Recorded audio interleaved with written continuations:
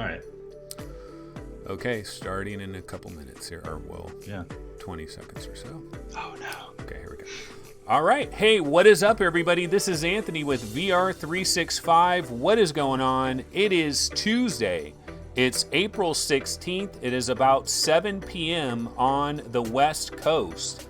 And I'm joined by Alex from Play PSVR, the podcast. Not the movie, not the TV show, not the animated series, but the podcast.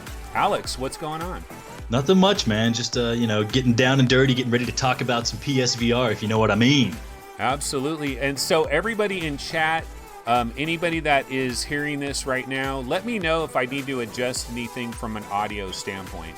I probably do need to turn the trailer down on this little Astrobot thing.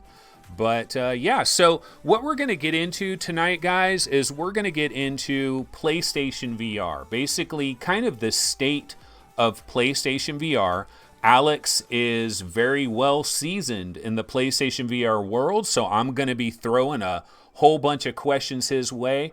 And what we're going to do is we're going to look at the past, present, and future of PlayStation VR, and also related topics that kind of relate to PlayStation VR and just this overall situation that we got going on with Sony, with VR gaming, with console VR gaming.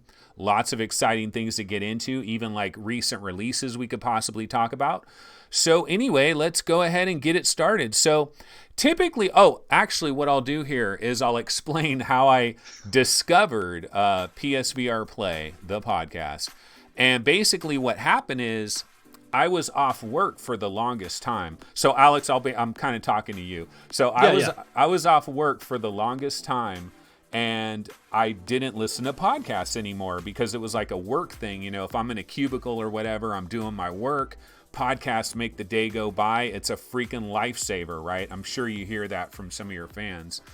And so I was asking people in chat, I was like, hey, what's a good podcast? Does anybody know any podcasts? Because I was explaining to them that I was at work and I'm on my iPhone and I'm doing searches for podcasts, and every podcast I would click on, it would be like 2018, 2016. I'm like, where's some recent podcasts, man? And somebody in chat said, try PSVR Play. And I tried you guys out. I've heard about 3 or 4 of your episodes so far, and I really like what you guys got going on, man. I feel like you and Andy have a really good chemistry, and you just got a good situation going on.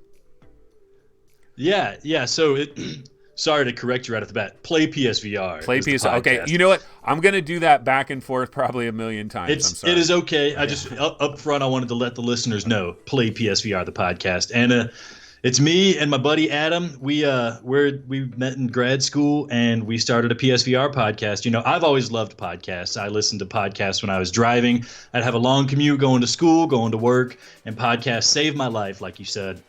And then we got into PSVR, and we're like, hey, we just need to do a podcast, man. There was already one out there, and there was a couple podcasts out there, but like you said, they go defunct quick, or they just don't put out content fast enough. And so, you know, we started doing it just to see if we could do it. If you listen to our early episodes, they sound like garbage. It sounds like we're, in a phone booth or something next to a bunch of traffic, but we kind of got it going, got it smooth, and we're putting out episodes every week as best we can because we just love talking about PSVR. We just want to be out there in that space covering PSVR for the masses every week on a podcast. Awesome. And so it's Adam. God, I said Andy. Adam. See, I'm getting everything wrong here. Okay, see, it's okay that you didn't call me Adam, because most people call me Adam and they get it mixed up. You made up a new name. I like that. I'm going to call him Andy on the next episode. Don't worry. For some reason, I was Alex and Andy. No, okay. Alex and Adam. Yeah. Yeah, but you guys, like, do you remember back in the days, I don't know if you ever listened to Greg Miller and Colin Moriarty, the PlayStation guys. It was flat gaming. It was Kind of Funny Games. Greg Miller and Colin Moriarty. They're basically two guys, and they always did a PlayStation podcast, and they just had such a good chemistry. And I feel like you guys have, like, I don't know, it's like I think you guys are very different. Like, your approaches to everything is very different, but you combine really nicely. It works out really well. But yeah, I'm very glad to have you today. And I got a ton of questions that I can hit you up with on PlayStation VR. But before we get into like your PlayStation VR history, one thing I want to ask you about is, as a gamer, what were you doing before VR? Before you even knew about Project Morpheus or any of this stuff? What systems did you have? What games were you playing? Yeah, so if you want the long story, it's that I've been gaming since I was like as long as I can remember. I think one of my earliest memories is watching my mom do some elbow drops on some bad guys in Double Dragon on the Sega Master System, and then losing my what is it, Sesame Street NES cartridge behind the TV when I was 4. So I've basically played everything from Sega Master System on up. I busted out my dad's Atari when I was younger too and played some of that older stuff, but you name it, I've done it. I dabbled. I got a Virtual Boy when it came out, played that. I was a Nintendo fanboy through the GameCube era, so I was all about Game Boy and GameCube. Got an Xbox and PlayStation 2 when they got cheap, and then I just kept progressing. Things got busy, got into grad school, dropped off gaming a bit, but the PlayStation 4 went on sale for a Black Friday, and I got it again, and then I just dove headlong back into the fray, and I've really. I can't think of a type of game that I haven't played. I've just loved gaming ever since I was little. And when I met Adam, I don't know how it happened. He heard about VR, or I just mentioned PlayStation VR, and I knew that it was something that was coming out. I didn't get hyped for it. I don't know why, honestly, in hindsight. But Adam, he wasn't really a lifelong gamer. He dabbled in Super Nintendo when he was younger, but he hadn't played too much. But I told him about PlayStation VR. He went nuts for it. We, skipped work and went for like a long lunch over to the nearest Best Buy we could find that was like an hour and a half away and demoed one of the VR units. And we were just like, we got to do it, man. We got to do it. We started saving pennies, started selling everything we could find so that we could buy a PSVR when they came out. And that's kind of all she wrote in terms of gaming from here on out for me. It's now that I got PSVR, I got a podcast, I got to support. I basically only have time to play PSVR as much as I can. I try to get into flat gaming when I can, but all my time's basically in PSVR these days.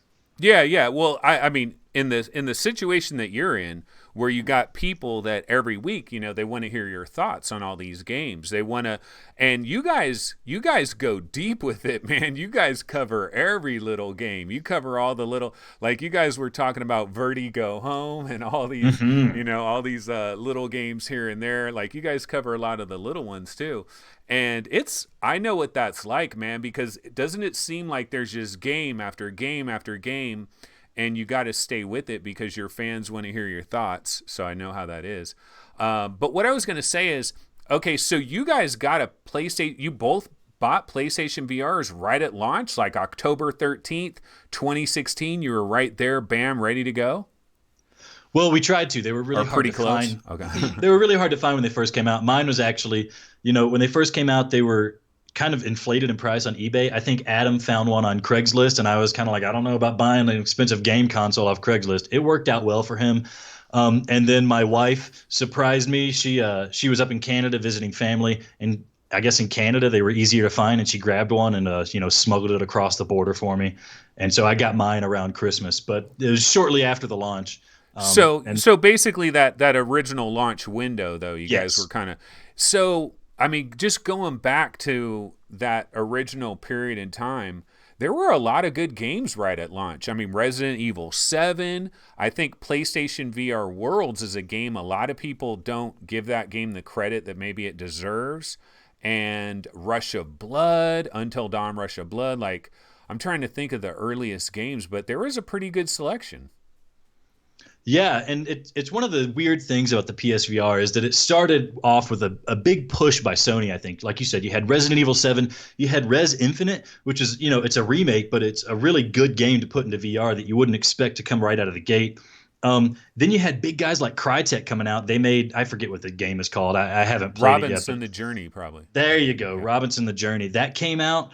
What was the other big one I was thinking? Riggs came out, Drive Club VR came out. So they started off with some heavy hitters from Sony, but then it seemed like, I don't know if they just didn't get the sales they wanted right off the bat. For a while there, and even to this day a little bit, the PSVR was almost like an indie machine for Sony, where you had these small development groups that I guess were trying their hand at making VR, doing what they can with the Unity engine, and you got some really creative ideas pumped out where it's not a AAA game, it doesn't have all the polish, but you get some good games here and there that you wouldn't expect to be really that fun, and there's rough around the edge stuff. But Yeah, I mean, a lot of good stuff came out of the gate, and then there was kind of a lull, and then we've gotten a steady stream of what I think is like indie darlings, and then every once in a while you get a heavy hitter coming out like Borderlands 2 VR. Yeah, yeah. I mean, one of the things that we've dealt with, I mean, we did get Skyrim and we did get Borderlands, and then of course they did get Beat Saber, and so we do get a couple of these big ones every now and then, but we are living like we're not getting Naughty Dog VR, you know what I mean? Like we're Right, not right. getting like the biggest companies making VR games yet. London Studio is a very good developer. Of course, they did PlayStation VR World's London Heist, and then they're going to be doing they're doing Blood and Truth, which comes out on May 28th. A lot of people are hyped on that. But let's see here. What should I get into now? One thing, actually, since we're talking about the early life of PlayStation VR and then to where we are now, one question I have is like over the lifespan of this platform, have you noticed, like, do you think there is an improvement that's happening with software, a maturation with this software? Are we getting better with VR? Or is it essentially what we had pretty much in the beginning, just different experiences, different things? Or do you think we're maybe heading to a second wave of software? What do you think? That's an interesting question. I think what happened right off the bat was you had the AAA guys making these big flashy games, and that wasn't bringing in the revenue, I guess, that they were hoping for. And so it's almost like the opposite of what you normally see in a console life cycle. Whereas, PS4 is nearing the end of its life cycle, and you're getting these huge games like Red Dead Redemption 2 and God of War, games that really flex the muscle of the hardware. But I think PSVR right out of the gate was already flexing the muscle of the hardware and pushing it to its limit. So instead of seeing advancements in like these really beautiful, gorgeous games, now we have beautiful and gorgeous games on PSVR. I know PCVR guys might disagree, and I understand that as well. But you're still getting some visually impressive games that look nice. But the advancements that you're seeing take place, the maturations you're seeing, are things like, smooth locomotion is there in every game. Before Skyrim VR, we have these dinky move controllers in PSVR. Nobody had any idea how you're going to be doing smooth locomotion without an analog stick. But Skyrim figured out a way, and it works, decently well. And, it's become second nature for me because I've played so much PSVR now.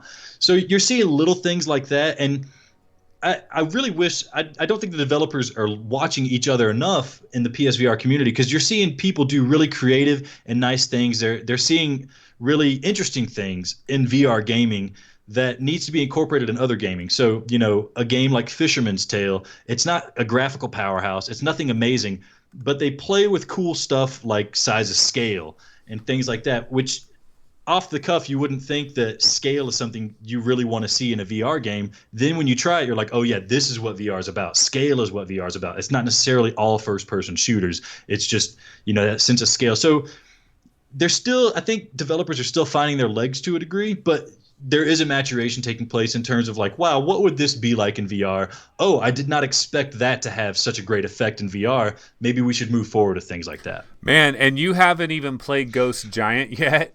You're gonna be shocked. Like I think Ghost Giant is gonna impress you, because the cool thing about it is we continue. I mean, you could say that PlayStation VR has these limitations. You got the OG PlayStation 4. It's got to be able to run on that. You got the singular camera that you're dealing with, so tracking is kind of iffy at times. You got the controllers that weren't really meant for it. But the thing is like, despite all of that, we're still getting these things that are freaking pretty awesome. And Ghost Giant, the cartoon world that they bring you, it's almost like when I'm playing Ghost Giant, because when I first was playing it, I was like, really? This is like a top 5 PlayStation VR game? People are ranting and raving, freaking maybe the best PSVR game ever and all this stuff. I'm like, really? I'm playing it and I'm like, yeah, I like it, but you guys are going a little bit crazy with this. But I've gotten further in it, and I'm like, man, maybe they're right. Maybe this is really one of the top 5 games, because I'm just imagining if like Pixar or somebody did exactly what Ghost Giant is doing, but with the quality of like Disney and Pixar in every little aspect of it. Oh my God, it would just be incredible. But yeah, there's a lot of good things happening. Okay, but one of the things you did mention there was the controllers. And something I hear very often on like the PlayStation VR subreddit and other forums everywhere is people say, Sony, give us new controllers. And so my question for you, Alex, should Sony give us new controllers now, or do they have to wait for the next time? Yeah, so there's there's the business answer and then there's the fan answer. I'll give you the fan answer right up front. Yeah, give us new controllers. You see the reaction when we find a new patent hidden away on some Japanese tech website talking about a controller that looks like it may have analog sticks. We are dying for it. You know, the AIM controller came out. If you can use the AIM controller on any game, everyone's going to do it because it has thumbsticks and we can actually move around freely with thumbsticks, analog sticks. And so, yeah, the fans were ravenous for it. Now, looking on the business side, I imagine Sony lost a lot of money on the PlayStation 3 with the Move controllers and the camera, and they're recouping some of that money, I'd imagine now. And, you know, they're putting these Move controllers out there. What is it, 10, 15-year-old technology? They're putting it out there for $100 for a pair. It's ridiculous. And they're selling out because people are buying PSVR.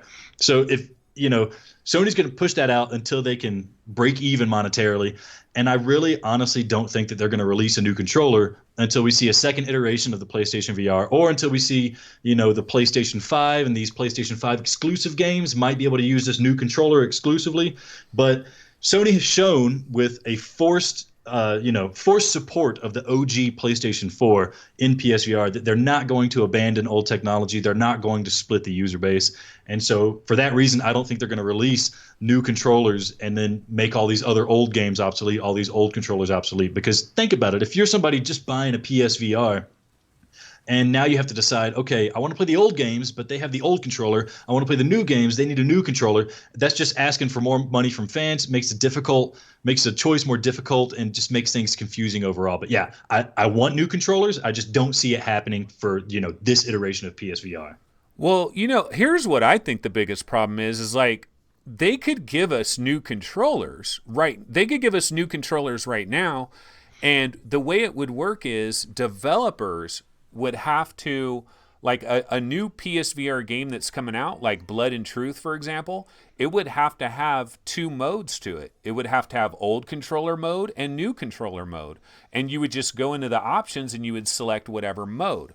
But the downside is all these developers got to deal with this. Now it's a headache. And then all the back games, because I'm sure if they brought out new controllers, it could emulate what the other ones are doing. And then the people that have the old controllers could still use them, but it creates a headache for developers. And then it also creates the haves and the have-nots. And we're so late into this. I mean, we're already into this generation quite a ways. And PlayStation VR 2 can't be too far away. So I've kind of always said, no, we can't have new. We're stuck with these crappy controllers. Live with them for another couple of years, and everything will be great. Is kind of my idea. What do you think? Yeah, I mean, I've gotten used to them. I can put up with them. The downside to me with the Move controllers isn't the lack of an analog stick. I can move around in Skyrim just fine, and I have a good time with it. It gets intuitive after time. The problem is the tracking on the Move controllers isn't the best, and that's really where the PSVR fails. Is if the controller gets in front of my face and, you know, interferes with the lights, I lose tracking. If I go out of the view of the camera, I lose tracking, and that's really frustrating. But, you know, the lack of analog sticks is going to be made up for potentially with the 3D rudder that's coming out. And I don't want to try to push it too hard because I know a lot of people think it looks stupid and it's going to be like $130 or something like that. But in my mind, that's a decent compromise that I could, you know, a lot of times I'm playing VR, I'm sitting down and my feet are free to just do whatever. If I can utilize my feet to move around, that way I can actually dual wield pistols instead of having one pistol, you know, pointing behind me like that so that I can walk backwards, I'd more than welcome it. So we might have like a middle ground there that we'll be able to meet. And from what I've heard, implementation of the 3D rudder is going to be pretty easy. It takes like a couple hours. From somebody told me it takes them a couple hours to just implement it in their game. So there's hoping that's going to be decently successful. Now we got to wait and see how many it sells, and that's going to be determining how much adoption it gets. Yeah, it's interesting. I mean, there's a lot of little aspects of this. You brought up the biggest weakness, which is probably the problem with the tracking. Like, they could come out with new controllers, right? But are they coming out with a new camera? Are they, because the headset uses visible light, so they come out with, you know, they basically have to redo the entire thing. So they almost need like either come out with like a revision of a new PlayStation VR that is got a different tracking method. and the control. But I mean, it gets into a whole ball of wax. We'll skip that because it's too much weirdness to think about all that. Okay, one question I did want to ask you though is like thinking about VR and flat games, and you said that you've mostly gone 100% VR. Part of that is, you know, you're on a podcast, you kind of have to do it. But the other part is, would you, like, let's say you weren't on a podcast, would you kind of dabble back and forth? Or, see, for me personally, like VR, I've experienced enough VR now that it's just so difficult for me to go back to flat. I tried doing it. In fact, when Horizon Zero Dawn came out for PlayStation 4, it's like 4K and all this crap. I had a big 4K TV. And I thought, I've never tried a 4K game. Let me try playing a flat game in 4K. Did it for like 2 hours, and I was like, oh, this is kind of cool. And then I started realizing, wait a minute, I'm not inside the game, and this is kind of shallow and boring because it just doesn't have the impact of VR. For me, I can't even play flat.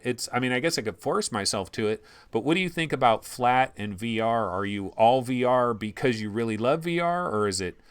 How do you feel about that? Yeah, so two parts of this question is that I would play flat games if I had the time.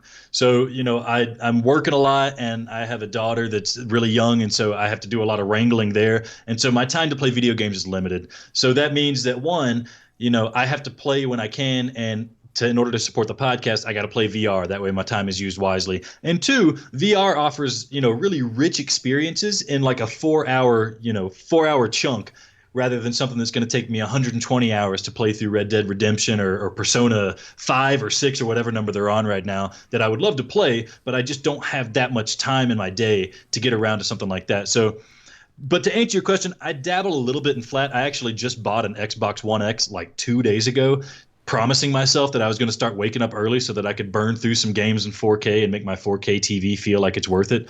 But to be honest with you, when I dabble in flat games, I have a similar feeling as you. You know, when they released the patch for No Man's Sky, I bought it on like the NVIDIA Shield or something. I bought it on NVIDIA Shield so I could play it through GeForce Now, their streaming service, and play it in 4K on my TV.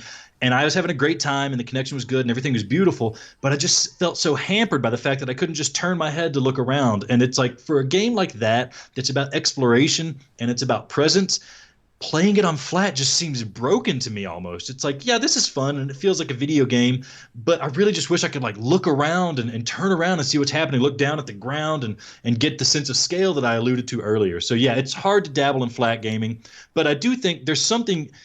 Flat gaming is so sophisticated because it's got such a rich history. So simple things that we take for granted in flat gaming, like, you know, the ease of use in menus and things like that, the way the controllers, you have all these hotkeys and you can move around so quickly and it's so casual to do things. We don't quite have that in VR just yet. They're still figuring out what's the most comfortable way to use a menu. And, you know, on PC VR, it might be solved because you have analog sticks, but on PSVR, it's a lot of, you know, pointing and hoping you're pointing. What's the best way to do a reticule? Do I aim with my head? Do I aim with the controller? How do I decide things? Little nagging things like that will get ironed out with the age of VR. Those things aren't quite there yet like they are in flat gaming. So that's why flat gaming still has a place for me, because sometimes I just want to be casual and relax and just play a game. I'll admit, I play Tetris Effect flat. I play it in VR. I love it both ways. I like it both ways. Let's not get too hasty. But so there's still a little bit there. But, you know, as VR gets better. Speaking of Tetris Effect, I actually have a question for you. And yeah. So Tetris Effect for me is like maybe my most overrated PlayStation VR game for me. But here's what I got to say though, is I've only played the demo. Like, you know, when they had that demo out before it was available. And so I played that demo. It's like so many people around the internet were just ranting and raving about Tetris Effect. And I'm like, what are these guys playing that I didn't play? Because like when I played it, it's like you have that Tetris game there, and then you have stuff going on. But if like you're really going to try to do good in Tetris, you kind of have to pay attention to this two-dimensional plane that's floating out in front of you. And I'm like, what's the big deal here? I don't know. I just didn't get it. But my question is, for you, what is your game that is the biggest, most underrated or overrated game? Oh man, so overrated game. Yeah, the overrated game. I'll say that we talked about this in the podcast recently a lot. We get a lot of flack for saying this. Adam and I agree. Firewall 0 Hour. It's kind of like a Counter-Strike-ish type game. People love it. It has the aim controller, so you feel like you're holding the gun. But man, in my mind, they really missed the boat. They missed the opportunity. They botched it with the matchmaking system. It's the host migration isn't in full effect, and so if the host leaves, you get kicked out. It's really hard to group up. There's a lot of waiting a lot of downtime between matches. So it's like a match. Maybe I'll be in there playing for 30 minutes, 30 seconds up to 2 minutes, something like that. And then I'll die. And then it's like 2 or 3 minutes of waiting. Adam and I timed it one time. We played for an hour together and we only got like 4 matches under our belt. And the matches were like 2 minutes each. It's just frustrating. So that's our group overrated. But I have to agree with you about Tetris Effect. Not to pat myself on the back too much, but I've seen this happen with multiple game series over time. Demon Souls came out. I lost my mind for Demon Souls. I thought it was just the bee's knees, man. It's the greatest thing that ever happened to RPG gaming. Nobody talked about it. A little bit of people talked about it. Then Dark Souls came out, and everybody lost their mind for Dark Souls. And I was just like, Demon Souls, man, it's right there. It's awesome. Why weren't you talking about this? Same thing happened with Nier. Nier came out on the Xbox 360 and PlayStation 3. I love that game. It's a masterpiece. One of the best stories, soundtracks, games ever. I love it. And the commentary that it does on RPGs is fantastic. Nobody talks about it. It actually, people hated it. They wrote articles about how it's like the worst RPG ever. And then Nier Automata comes out, and people are losing their minds for it. It's like, oh, Nier's the best thing ever. It's like, come on, guys. We already had it. It was fantastic. It was beautiful. And I feel like the same thing is happening with Tetris Effect. Rez came out, and I lost my mind for Rez. I was like, look at this. It's a confluence of like color and music and the sights and the sounds, and it makes you feel a certain way. You go into this zen state when you play it, and you come out a different person on the other end. And nobody played it. It got some buzz, but nothing huge. And then Tetris comes out, and it's like the same guy that did Rez, but like really, I think they just kind of glued his name onto it, and some other dudes came in and was like, I'm going to do a Mizuguchi type thing. And so it's like, I don't know the best analogy. It's a Mizuguchi thing is what it is. Like sometimes it's a cult of personality, like especially a lot of the like the gaming media, they just love there's certain people they put up on a pedestal and they can kind of do no wrong. But you know what? Speaking of like some of the best games that have reached PlayStation VR. So imagine this scenario. You could have your memory wiped and where you have not played a single, but like, for example, like right now you could write a list of your all-time favorite experiences on PlayStation VR. Then you have your memory wiped, and you could experience it brand new again. What would be some of your most wanted games? Oh, there's a long list. I right off the bat, Res Infinite, the VR mode. There's a special VR Area X in that was like a spine-chilling experience for me. It was like a spiritual experience. Not to oversell it, but it's so fantastic. I play it again every couple months or something like that, just to semi-experience what I had the first time I played it. That would be top of the list.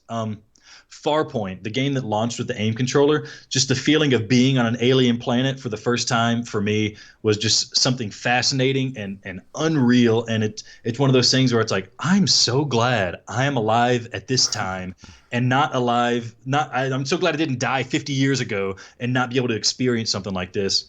And then Resident Evil, just because it was so absurdly scary and just so on point with how horrifying it was. So those top the list. I mean, I could go on forever. Super Hot VR. That was an incredible experience. You feel like James Bond mixed with Jet Li, mixed with Neo all at once. It's just the most fantastic thing. But yeah, if I had to pick one, Res Infinite, top of the list. That 20 minutes I spent in Area X was almost like a life-changing experience. And I know it's hyperbole, but I'll stand by it, man. No, it's a religious experience. I loved it, especially like what I wanted more than Tetris Effect. Where's just the Res X game? The Area X that's just a freaking full length game. Because remember, you go back to the early days of PlayStation VR, right? When we got Playroom VR, we got that little demo of Astrobot. And everybody said the same exact thing. We need a full length game of this little Astrobot demo. We got that, and then with Area X, everybody was like, we need a full game of Area X. We haven't got that yet. Hopefully they're working on it. Maybe something we'll find out at E3. Okay, let's see. What else can I ask you about? So we did the overrated games. Well, actually, here's a question. So I'm sure you got a lot of gamer friends that don't play VR. Do you have any gamer friends that you've like tried to get them into VR, but they're just not having it? They're just not interested. They just don't care. Yeah, man, it happens all the time, and I don't get it honestly, because I get people to play these games, and they're like, yeah, that's kind of cool, and it seems like they're just fine not going forward playing it. I think part of the issue is, and this happened to me with GoldenEye on the N64, is I played it at Blockbuster, and I was playing a little bit, and I heard GoldenEye was so great, and playing it at the store, and I was like, yeah, it's kind of fun, but whatever, I can live without it. But then when you actually own something, when I got GoldenEye for Christmas and I played it at home, I was like, this is the most amazing shooting game I've ever played in my life.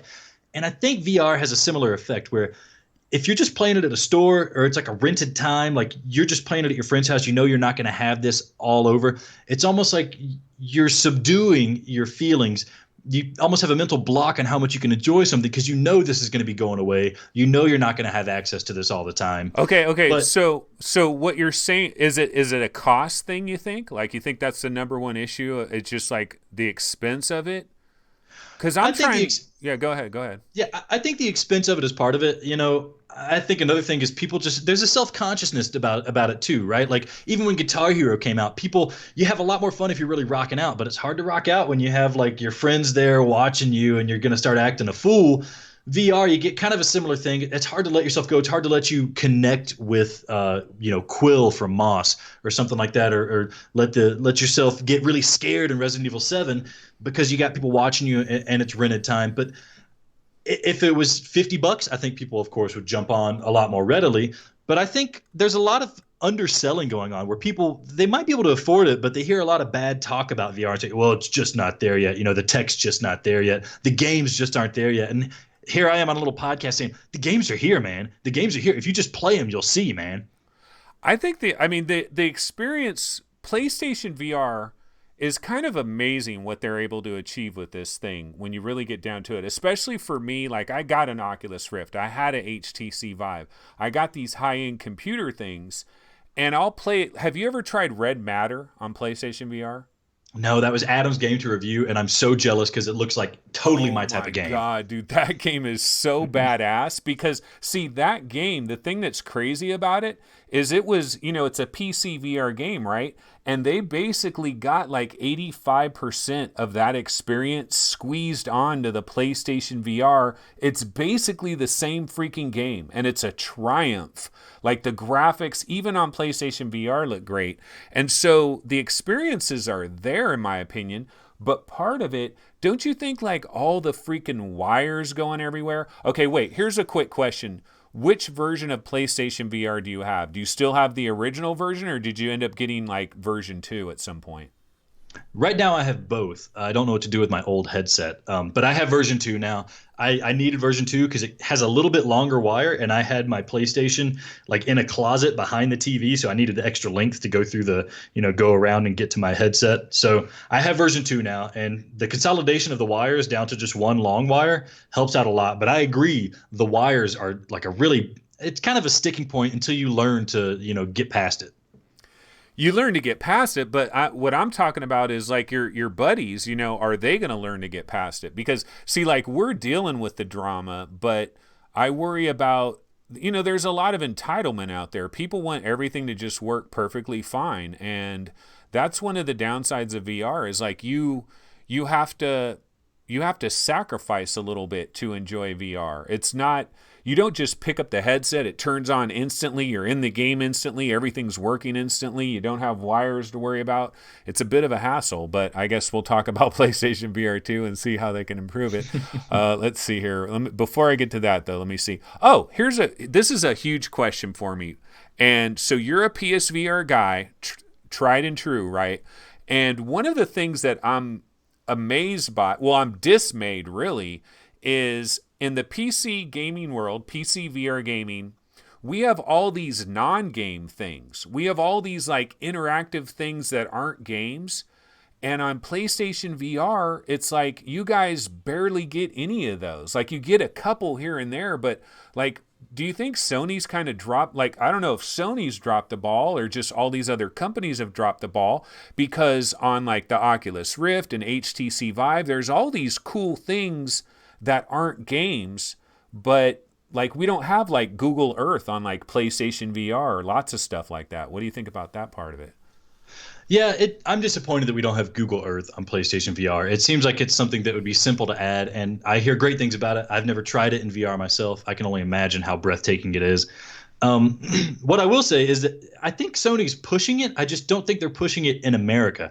If you ever go on the Japanese PSVR store, you'll see a lot of content that's not games. And I know this because I thought they were games and I downloaded them and paid for them. And it turns out it's just like an extended commercial, or it's like an interactive movie, or like there's a Godzilla experience. And it's just I'm sitting there watching Godzilla stomp around a city and it's cool, but it's 5 minutes. So those things exist. They're just not pushed heavily on PSVR. And I agree. I think Sony's kind of missing the boat. The downside is we'll get something like a VR planetarium and they'll charge $30 for it. And it's just absurd. I don't want to pay $30 for, a low grade planetarium that's going to be kind of grainy because it's trying to stream in video that nobody has the bandwidth to handle just yet.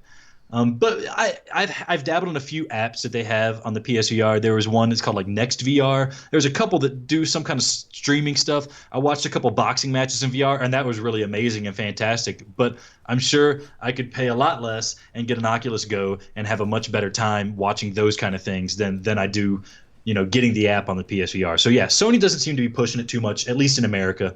But they have like theaters and all sorts of weird apps in Japan. Maybe because Japanese people don't really care about gaming in VR as much as they care about just like hanging out in VR.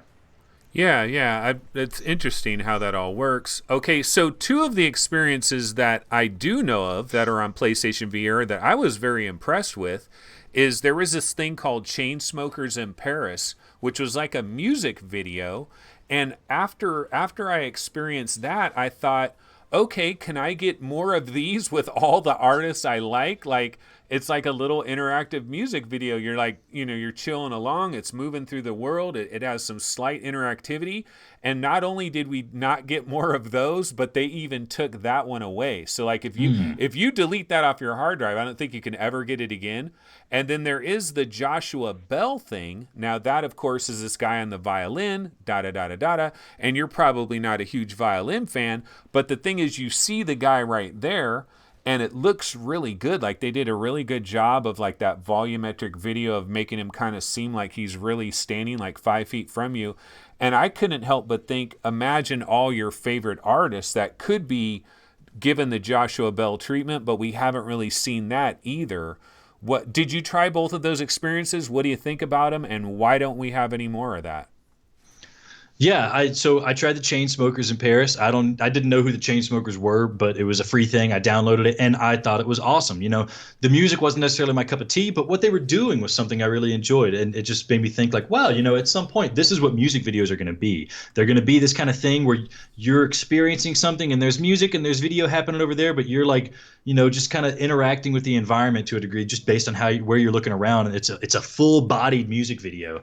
So I thought it was awesome. I didn't know it was taken down from the store. I hope I haven't deleted it because it was really fun to enjoy. And the whole time I was going through it, it's like I was thinking, I want this with all the music I like. And to that end, I don't know if you've tried it. Harmonix made a music video or music VR app or something early in the launch of PSVR, and you can sideload your MP3s into it. And it's almost like a screensaver, like a Winamp visualizer, but it's in VR and it's 3D and it's nice. And I've enjoyed some albums that way, but after a while I'm sitting there and I'm like, man, I'm just like, maybe I'm supposed to be really high when I do this. I don't know. It's good. It's a fun experience. It's not as fleshed out as the Chainsmokers VR. But yeah, also I enjoyed the Joshua Bell experience or whatever they call it. And what's really cool is they do like the 6 degrees of freedom, right? Like you can move a little bit closer to them. If you move too far, then the screen goes black because you're out of the zone that they expected you to be in. But that presence really makes something like watching a guy play violin. I don't care to see that on YouTube, but the guy standing in front of me playing violin, that's a lot more entertaining. And like I said, I watch boxing all the time as much as I can. I watch it on TV and it's cool. But man, I watched a fight from the ring ropes in the corner in VR, and man, those punches were like terrifying looking. It's like you see the speed and you feel the impact, and so I can't help but think that there's a future for this kind of like media consumption in VR. I don't know why we don't see more of it. I think maybe it's cost prohibitive still. They still are working out the quirks in terms of the cameras, but they're also trying to figure out, who's got what headset. I'm sure that's part of the deterring factor, but PSVR has Sony behind it. I wish they'd flex some of their media muscle and put some more of that stuff out there. Like at the very least, give us like a janky. Well, I guess we got a Spider-Man experience, so I can't say too much bad. Yeah. Okay. So I'm looking for a trailer. Hold on a sec. I'm looking for Invisible Hours. Did you ever try Oh yeah. Invisible Hours on PSVR? Oh, my friend, you are speaking my language. So I reviewed Invisible Hours for another website. I reviewed it in flat. I absolutely loved it. To me, it was like this is, putting the story front and foremost in terms of gameplay was a fantastic game design experience. I've only dabbled in it in VR, and that's because on the PSVR the graphics are so blurry. It's hard to get past, and you have to move node-based movement on the PSVR, so you aren't able to freely ghost around the house like you can when you play flat. So because of that, I haven't played it too much in VR. But just the game Invisible Hours, I implore anyone listening who hasn't played it. It's a fantastic, fantastic experience. One of my favorite games of all time, not even including VR. And then, hopefully in PC VR you can float around, even if you can't. The story and the way you interact with the story and find the characters, see what's going on in the house, it's really unreal and it's unlike anything else. So yeah, I loved it. I loved it. I played it on PSVR and I thought I did float around. You might want to check the options because I think here I go. Yeah. no, I think there because I think I just went anywhere, or was I teleporting everywhere? So it was. You remember it being teleport? I remember it being teleport, like you have nodes that you can move to. They might have pushed an update, and if they have, then I need to play that game again because I would love to float around in VR. The VR was great to feel the presence, like we've talked about, but I just couldn't get past not being able to float around because in the flat version, I like being like it's almost like being my own movie director. I pick the right angle that I want to experience this scene in. But yeah, if I can float around in VR, that's even better. The thing I tell everybody with the Invisible Hours, and I must have accidentally deleted the trailer here, but here's what I tell See, I think the Invisible Hours is not a game. I think it's the first VR movie. And it just happens to be a cartoon because, like, you don't really do it. Like, you can't win it. You can't lose it. I know there's little items that you can pick up and examine, but that's basically the extent of it. I feel like I am a ghost, and that this story is taking place at this location, and the story's going on in multiple rooms simultaneously. You can't be everywhere at once, so you got to choose: am I going to be upstairs listening to this conversation, or am I going to be down in the basement, or am I going to be outside by the dock or whatever? And you can't be everywhere at once. And what I think of it, it's like it's location-based storytelling, and I could imagine future movies and stuff is you create a location, you have a story that's unraveling in real time, multiple threads of stories, kind of like a Pulp Fiction type thing, and then that's the future of VR movies. And so right now it's in a game engine and it's cartoony, but maybe we can eventually get it looking better and better and better. Maybe somewhere in the long distant future we have true like light fields and shit where it's like you're in Avengers and it's like freaking everybody's there and you see them all around you, like you're really inside there. Yeah, I think it's like the future of storytelling, honestly. It's impressive, maybe it's just hats off to the writers. Rob Yescombe, shout out, love your work, man.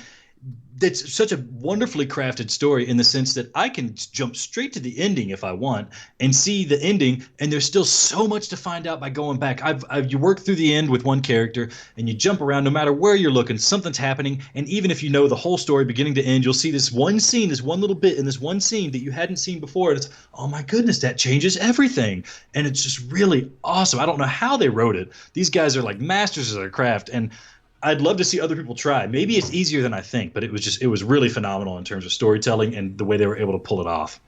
Yeah, and it's a cool thing to put like non-gaming people into and just say this is just kind of like a movie. Just watch this scene take place. Yeah. I mean, because the actors, like you see their faces, yeah, they're cartoonified, but like all their expressions are there. Like they're going through you're really watching acting. Like it's basically kind of a cartoon, really. And we watch full length cartoons, and that's kind of like what it is. But let's see here. What other questions do I want to get into? Well, not to harp on Invisible Hours too much. I just want to say this one thing. The really cool thing about it being in VR is leaning closer and hearing whispers and subtle things that you wouldn't pick up if you were just watching a movie.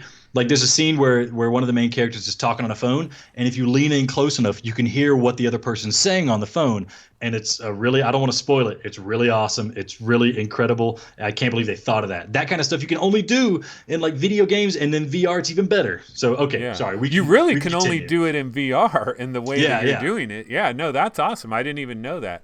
Okay, so why don't we talk a little bit about let's just cover this subject of PlayStation VR 2 and the next generation. But before kind of leading into that, there was some news that we got today. And the news was, it was a Wired article. I believe Mark Cerny was talking to Wired, and they basically said, look, PlayStation 5 is a real deal. I mean, they said it might not be named PlayStation 5, but they definitely have a console that's going to be coming in the not too distant future. It's based on basically the AMD Ryzen, all that stuff. And one of the things that Cerny said is that this current headset that we own, that we have in our rooms right now, we're going to be able to use that on the next console. And so that's good news. So everybody that buys a PlayStation VR right now, you know that if PlayStation 5 comes out November 2020, you can buy it. You still can use what you got. That's a great situation. But my question is, could this announcement open up the possibility for PlayStation VR 2 being something different, maybe not even being tied to PlayStation 5? We have this new system that you've probably heard of that's going to be coming in like a month. It's called the Oculus Quest. It's standalone. You got 2 controllers. It's got really good tracking. There's no wires to be found anywhere. It's going to cost $399, and you could potentially go to Best Buy. You could go to Walmart. You could go to Target, and you see a PlayStation 4 box, a Nintendo Switch box. You might see an Oculus Quest box there for $399, and a family could buy it, and everything's in the box. They don't need a PlayStation. They don't need a computer. Now, the graphics are not incredible, but it's full 6 degrees of freedom. You got legitimate hand presence. So what do you think, like considering that, and then thinking about the fact that you still want these high-end experiences, of course, what do you want Sony to do with PlayStation VR 2? Do you want it to be the same thing that we got where it connects to PlayStation 5? You got to have both of them for them to work? Or do you want Sony to go in a completely different direction and go 100% wireless and maybe like standalone, like no PlayStation 5 needed, go in this new direction? Does that sound crazy? Am I crazy for even thinking of this? You're not crazy for thinking of it. I mean, everybody wants wireless VR. That's the end. That is the end game, is to have everything be wireless in VR. There's rumors that with the advent of 5G, we're going to have fast enough connections to where my computer will be able to play a game and stream it to this headset, and the headset's not going to have to get all hot trying to process it on the headset end. I mean, I guess the Vive already does something similar to that with that wonky thing you have sitting on the back of your head. But that's cool. Now, the whole thing about the PSVR working with the PlayStation 5, I get 2 feelings about it. One, I know that the PlayStation 5, they're going to be pushing for backwards compatibility. That's a selling point for the Xbox. That's one of the feathers in their cap. And it sounds like with the PlayStation 5, it's going to be easy to play PlayStation 4 games backwards compatibly. So what I think he might be saying there is, yeah, of course your PSVR is going to work with the PlayStation 5 because your PS4 games are going to work with the PlayStation 5. Now, assuming he's saying the new PS5, PSVR games coming out are going to be using the old headset, that's fine with me, because a lot of the issues we have with PSVR isn't with the headset itself. The tracking's not great, but the lights do a decent job. I don't have many problems with the headset itself. It's comfortable. The screen. Wait. I think the headset's got to go. So here's what the headset is good. The headset's good except for the goddamn lights. Why don't we talk about Falcon Age for a second? Okay, so hold on one second here, because I'll tell you what my problems are with Falcon Age. I've kind of turned a corner on the game and I like it more now, but let me see if I can find a trailer for it. Did I send it back in its old folder? But basically, so Falcon Age, one of the problems I had when I first started playing it is that Here, and I found a trailer here, so I'll get this trailer up and running. There we go. Okay, so one of my biggest problems with Falcon Age is a lot of times during the game, it would be like put your hand up to your face, or like you open up the menu, right, to like change some settings in the menu, or to get like an onion or like some kind of meat or something because you're like crafting something. And the menu pops up, and the menu pops up here for me. I stand up when I play. I pretty much stand up for everything. And all this stuff is popping up there, and I'm trying to do something in the menu. Well, where's my hand? It's like in front of my head. And so a lot of times I was having problems with this. Now today, what I did do is I moved my camera up even higher. I got like another thing, and I popped it on top of another thing and angled it downward so it could actually come down a little bit on top of me, like a rain or like your shower or whatever. And it worked. It's working better now. But still, the bottom line here is like the idea of using visual light for tracking. Look, they did it because they had a camera, they had moves, they could cobble everything together.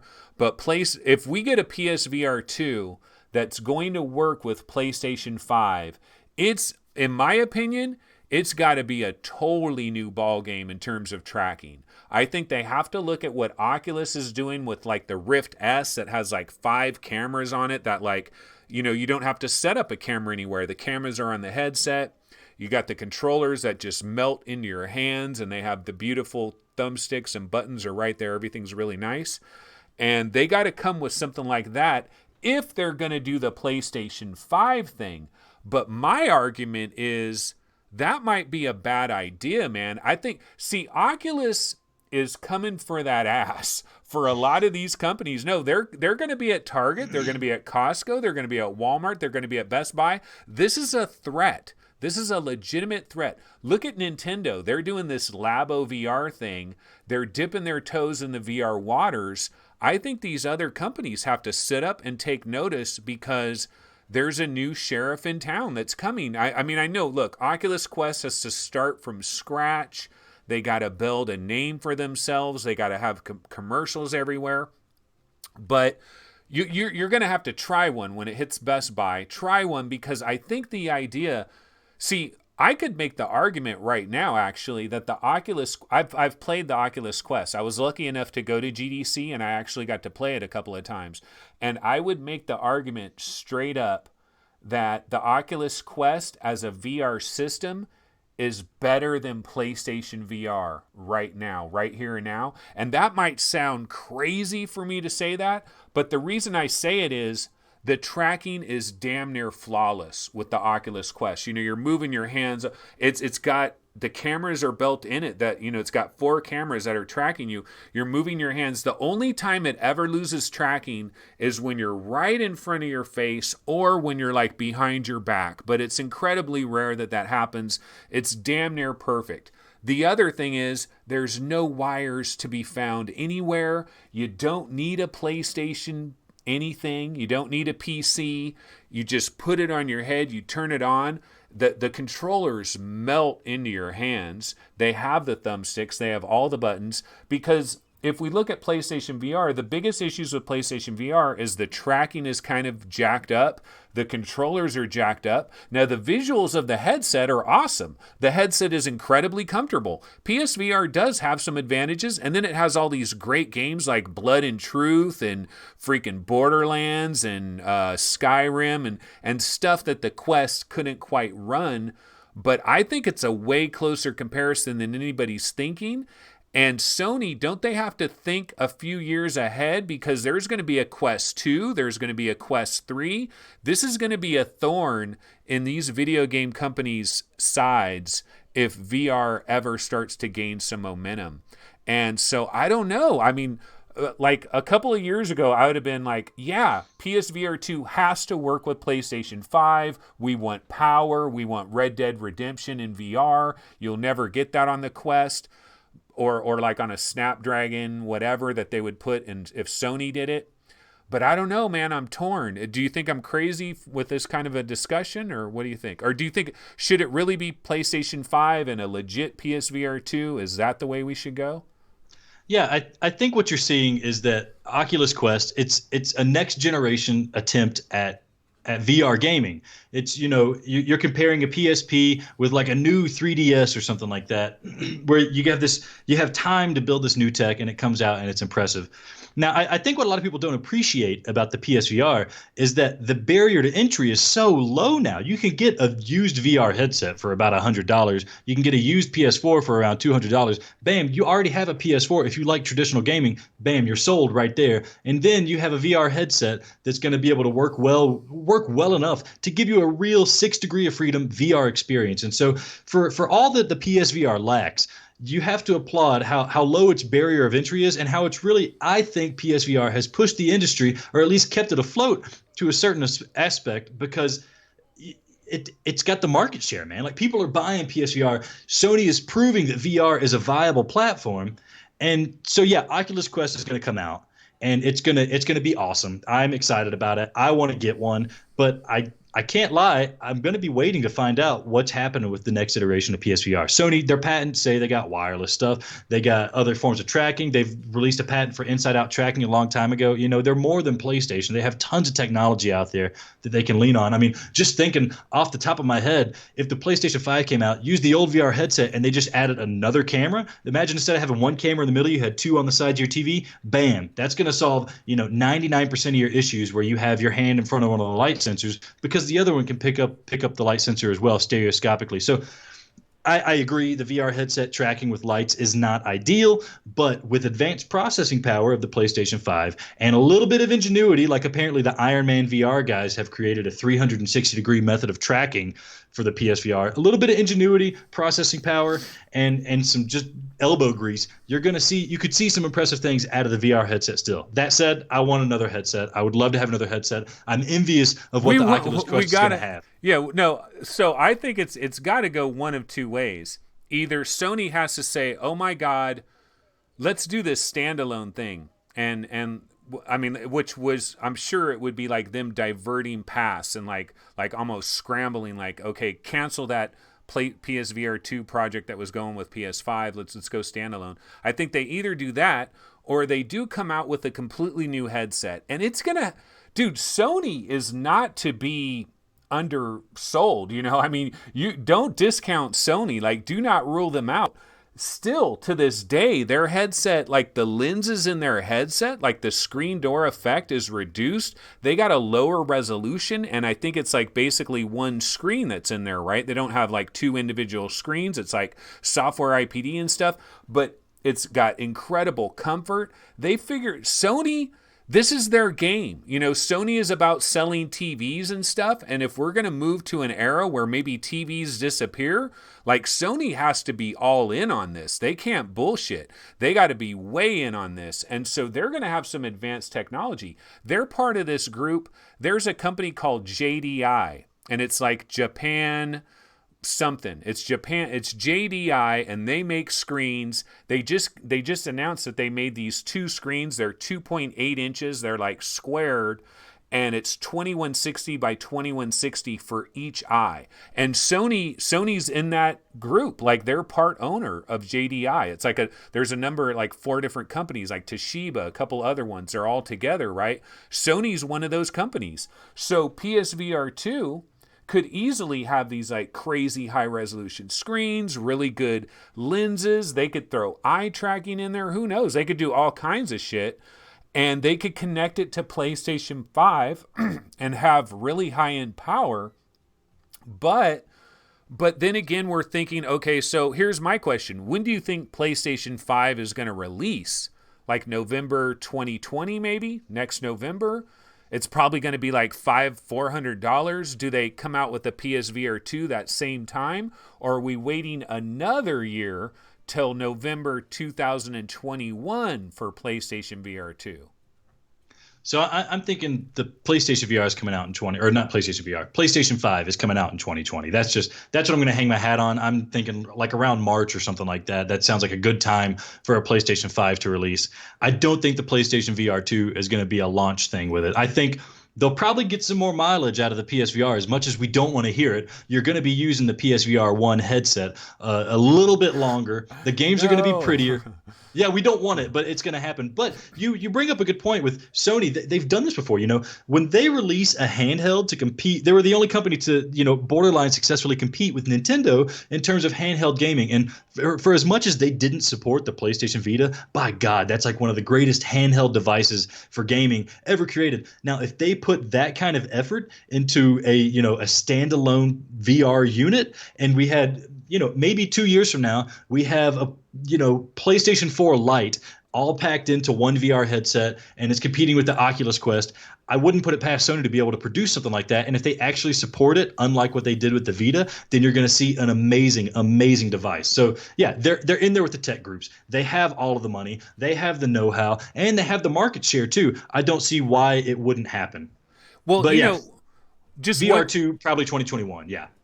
And that's a long time. That is a long time. But what I'm thinking of is, I mean, what you mentioned right there, the Oculus Quest, like the biggest downside for the Oculus Quest, it has a Snapdragon 835.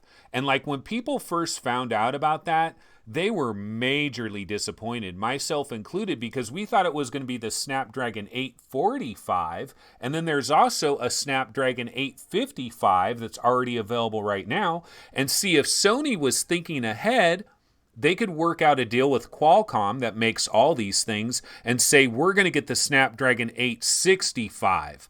And that's what's going in PSVR 2.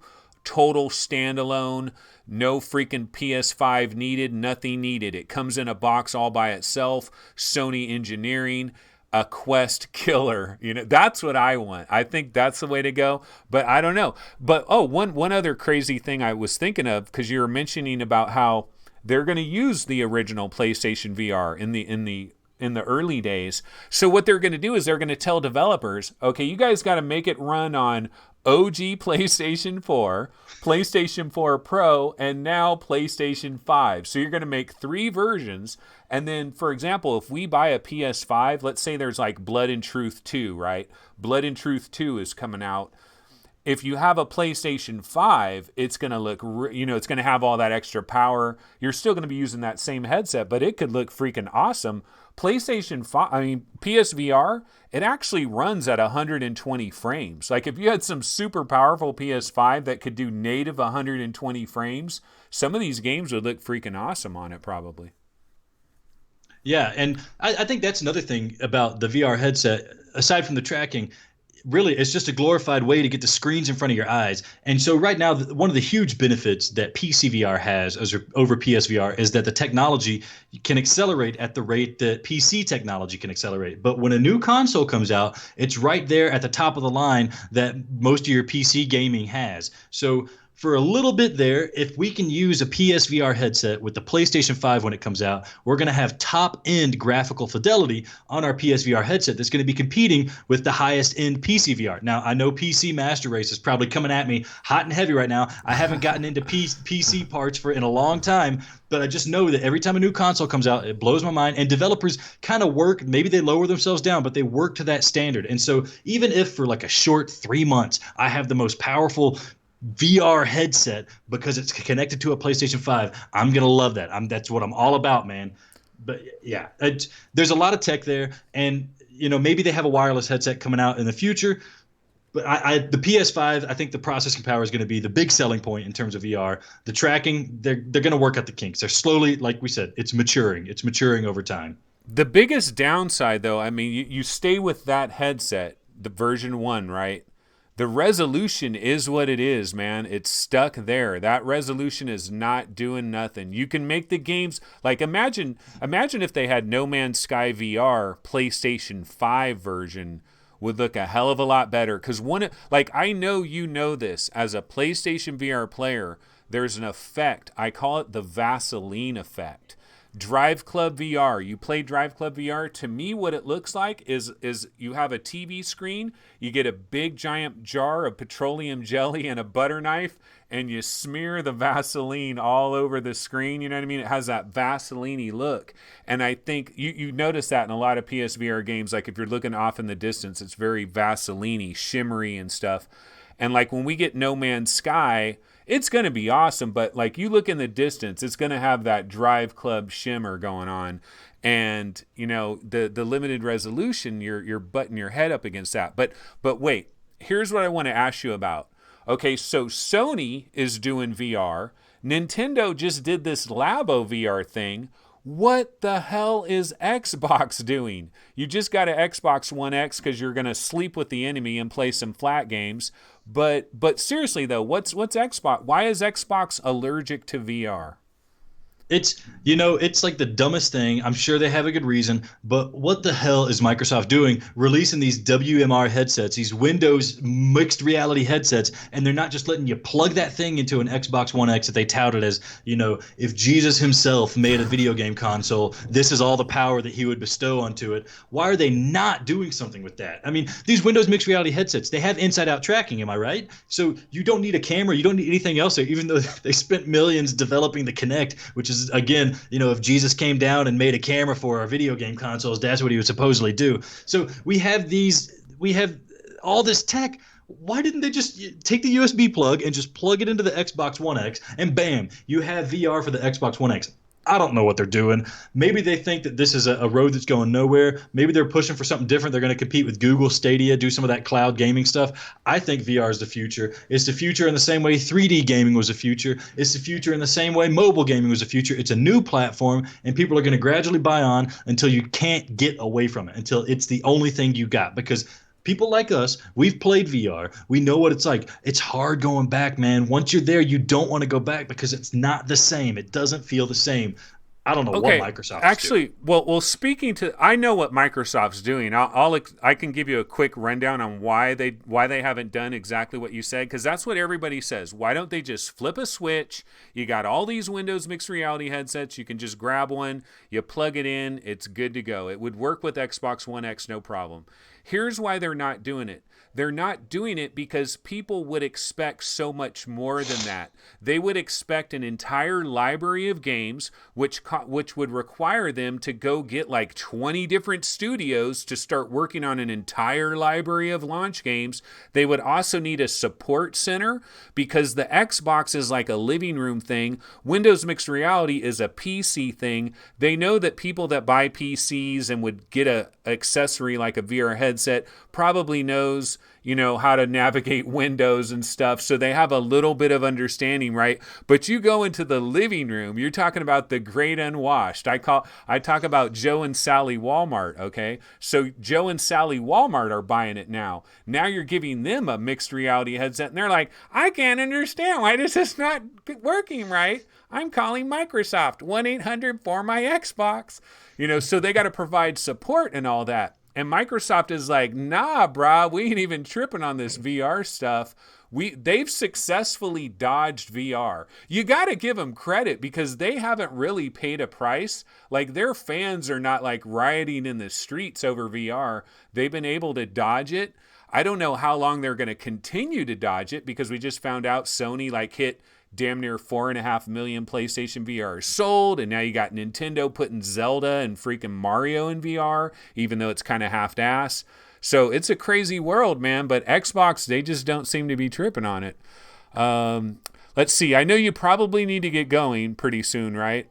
We can chat a little bit more, man. I'm all heated up and ready to go. So throw whatever else you want at me. I'll be respectful of your time, so I won't hang you on too long. But yeah, I got a little bit more in me. Okay, yeah. Well, we can go as long as you want to go here. Let's see. So here's, I got some random questions, right? Some random questions for you. How about this one? Is there any part of you that worries that Sony, we're talking good here, everything's going good, like 4 million PlayStation VR sold, all these games are coming out. Just look at this month, Jupiter and Mars, Falcon Age, Ghost Giant, all these games. And everything seems to be really looking good, but is there any fear in the back of your mind that Sony might just say, F it, we tried VR, we sold some headsets, but ultimately, never mind. Any fear of that at all? I'll be honest with you. Maybe a month or two ago, we weren't seeing the highest quality games coming out for the PSVR, and we didn't know what was around the corner. And I was thinking to myself, "Oh, is this their easy out? Are they slowly just moving on out there? They're going to push out Blood and Truth. They're going to push out these other flagship titles, and then we're going to be done with it." But then State of Play happened, and I know all the normal flat gamers hated it because there was, Days Gone, and that was about it. But they just hit us with No Man's Sky, Iron Man VR, Table of Tales. It was nonstop, just all over. I couldn't contain myself. I was losing my mind. Bam! Sony comes right out of the gate. They say, we're canceling E3, and we're replacing it with a webcast talking all about VR games. So I think they are in it, man. For a little bit, I was worried about it, but they dropped that on us, and maybe this is their big shebang to get out of it. I don't know, but you don't put the money behind No Man's Sky VR when you're ready to walk away. So I think they're still in it, man. I think with the technology, all this old technology they're using and still pushing, they got to be making money off these headsets now, even if they're not selling 10 million or 20 million or whatever.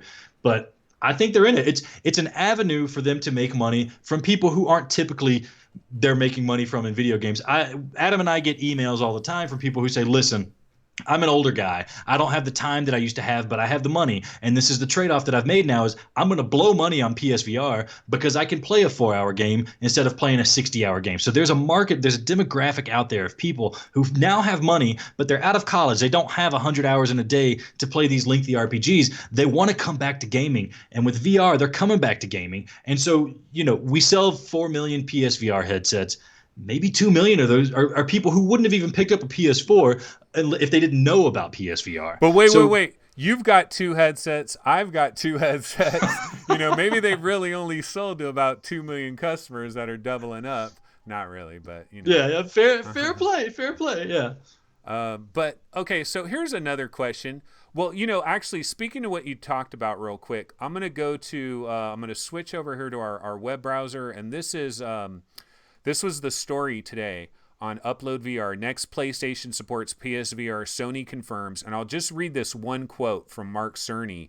He says, as for VR, Cerny had just one thing to say. I won't go into the details of our VR strategy today, beyond saying that VR is very important to us and that the current PSVR headset is compatible with the new console. So VR is very important to them. So we got to hope that, it stays very important to them. But yeah, I think it's going to be all good. I think we're good there. I don't think they're too far in now. They're pot committed. Like the one advantage they do have over like Nintendo and Xbox, if any of them ever really decide to get in it, and even Oculus with their Quest, is they've got a giant library of games already that they've got a huge library, and that library can follow them. Even when we have new headsets and better capabilities, they still have that huge back library that they could sell to new VR players that have missed out on all these games that we already had. Wipeout VR. I mean, lots of great shit that they could go back and revisit. Okay, one question I do have for you, though, is Sony, they have gotten a few big studios to work on some VR games, but what if they were to get one of their biggest studios to do like a real deal game, man? What long time, big time Sony studio would you love to see make a dedicated VR game? I mean, the easy answer is Naughty Dog. Everybody wants to see Uncharted in VR or something of that vein. But I'm going to go the other route. They're not a Sony studio anymore, but I know that they always make amazing games. Insomniac, they made something for the PC VR recently, didn't they? They've made like 5 PC VR games. Damn it, Insomniac, come back to daddy, baby. Well, dude, Spider-Man. Where's the Spider-Man VR? Yeah. Give me Spider-Man in VR. I'll play Spider-Man for the PS4. I'll set aside 40 hours of my life to burn through that game. But that's what I want to see. I want Insomniac to come and make a VR game for us, for the PSVR owners. We supported you. I want Ratchet and Clank in VR. There we go. Forget Astrobot. Imagine if instead of Astrobot, you're Ratchet and you're running around with all the crazy guns and stuff. That game, it's almost like it's been designed for VR from the very beginning. That's what I want to see. Ratchet and Clank in VR. It's never going to happen. Okay, I want Infamous 3 in VR. Remember Infamous? Yeah, that'd be really good. That'd be sweet. They've got a lot of great studios. I mean, what about this? So upcoming games that we're looking forward to on PSVR. You got stuff like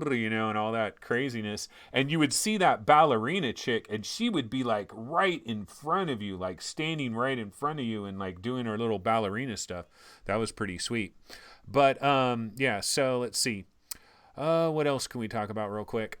Well, what about like PC VR and like Oculus and Vive? Have you ever been, because you're definitely into VR. You're liking VR. I'm sure you hear about people ranting and raving about all these great PC VR games. Have you ever been tempted to maybe like make a gaming PC, get an Oculus Rift, and go to the dark side? It happens about once a week that I go on the internet and I start pricing out graphics cards and what it's going to cost me to make a Haas gaming PC. But I run into the trap I always do when it comes to gaming on a PC, and it's that, oh, this graphics card is like $250 now. Well, I bet if I wait like a month or two, it's going to be like 150. And if I buy this headset now, which headset do I get? I was all in about getting a Samsung Odyssey Plus, and then the Valve Index gets announced, and it's like, well, shit, man, I gotta wait and see what the Valve Index is all about. And then, by the time the Valve Index comes out, guess what? PSVR 2 comes out. So I keep kicking the can down the road. I hope Valve Index comes out way before freaking PSVR 2. Yeah, like we're supposed to get Valve Index this summer, but you never know with Valve. I mean, they love to take forever. Right. So I am tempted, and a lot of the games that have been ported over, like you mentioned, like Space Pirate Trainer, I freaking love that game. That is an awesome game, and it's probably par for the course when it comes to PC VR. So there's a lot of quality titles I know I'm missing out on. Gorn, what is it, Lone Echo or Lost Echo, something like that. People go nuts for. I'm hoping I can try to play some of those games if I get a Quest and play a lower quality version on Quest. I know there's a lot of quality stuff I'm missing out on, but like I said, time is at a premium for me, and I'm barely treading water with the PSVR's limited library. But I'm very tempted. I'm very tempted to get a PC VR setup. A lot of PSVR gamers I know have moved on to the PC VR, and they say, man, it's a whole different world. You got to jump in. You got to jump in. It's like, maybe I need to stay away from that world just for a little bit longer. Just hold out a little bit longer. It's an expensive world, I'll tell you that, man, because, dude, the graphics cards and stuff, I mean, you got to come in pretty strong with that graphics card, and then you got to just hope to be able to ride it for a while. One thing I will tell you, though, see, in my world, which is a little bit more PC VR, Vive, Oculus, like people that are probably in chat, they're probably more into that than PlayStation VR. So I kind of focus on that maybe a little bit more than PlayStation VR. And one of the things that we've been talking about is the Oculus Rift S. I don't know if you've heard of that too much, but what it is it's basically just the new Oculus Rift. Like all the old Rifts are going to be gone. And there's this new Oculus Rift that's going to come out like within a couple of weeks. And it's very similar to the Quest in terms of it's got 4 cameras on the front of, in the 4 corners, but it also has 1 camera on the top. And so there's no sensors, no USB sensors, no lighthouses. So, and it's $399. So if you had a gaming computer that could use it, you freaking buy, and I got to try it. I tried it at GDC, and it's got this really cool feature. It's called Pass-Through Plus, and you activate it on your controller. And so you have the headset on your head, right?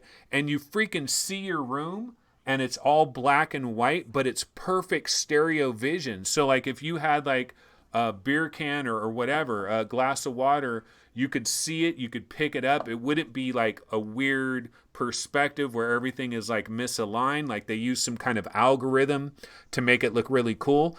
And when you put it on and you're setting up your boundaries, you're in this like AR mode, you see your room, and you just take your controller and you like paint, it like sends out like a little laser beam, and you just square off the area that you have, and then bada boom, bada bing, you're in it. For a lot of people in my world, they're complaining about it because it doesn't have like an IPD adjustment, and it kind of doesn't have some of the advanced features everybody wanted it to have.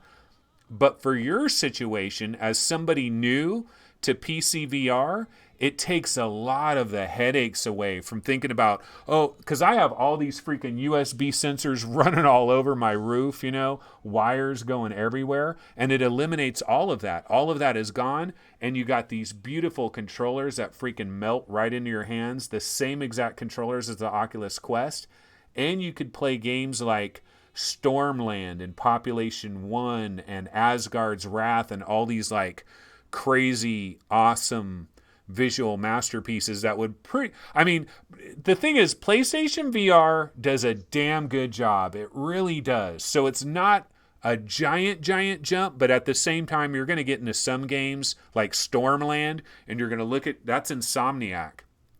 I don't know if you've ever seen the trailer for it, but there's a game called Stormland for Oculus by Insomniac, and you're a robot, and you're looking at your robot arms, and you're like, shit, these fools killed it. Like, there's moss all over your robot arms, and it's just so freaking detailed. Something maybe to consider, but I think all of us in this industry, we're kind of waiting for May 1st because of Valve. Like, we got to see what they do. But it's a crazy time right now, and this is an expensive-ass hobby with Quest, all this other shit. It's you need a second job, like what they said a long time ago with PlayStation 3.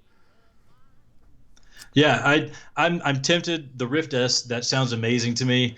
I'll buy a $400 headset, and then I'm gonna have to buy a $700 PC, and I'm gonna have to find a place to set up that PC that my 3-year-old's not gonna run into, and unplug the wires and things like that.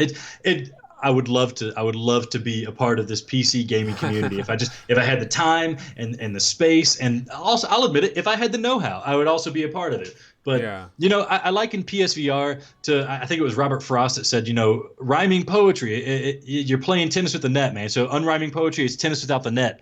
It's that restriction that you get can kind of elevate things a little bit. You get these developers, they have to cut corners, but sometimes when you cut the corners, you leave a little bit of cracks and things, and that's what lets things really shine. It can they have to flex some ingenuity, and the result is a nice product. And to me, PC gaming is like the Wild West. Yeah, you get some crazy high quality stuff. You get the top end stuff. You get a lot of other stuff, and it's wild and it's random. And I don't have the know-how, and I'll admit it, I'm not smart enough to keep up with that. So PSVR it keeps the net up for me, and I just get to see what the ingenuity of these developers is going to put forth for me. And with Sony backing money behind it, they got their quality that they're trying to control and stuff. I kind of have to lean on that as a crutch too, to say, hey, Sony's going to make sure that we just don't have complete utter garbage coming out. Not to say that PC has total garbage coming out, and PSVR does have garbage coming out every once in a while, but I like to think that Sony is trying to put some kind of a barrier up from just a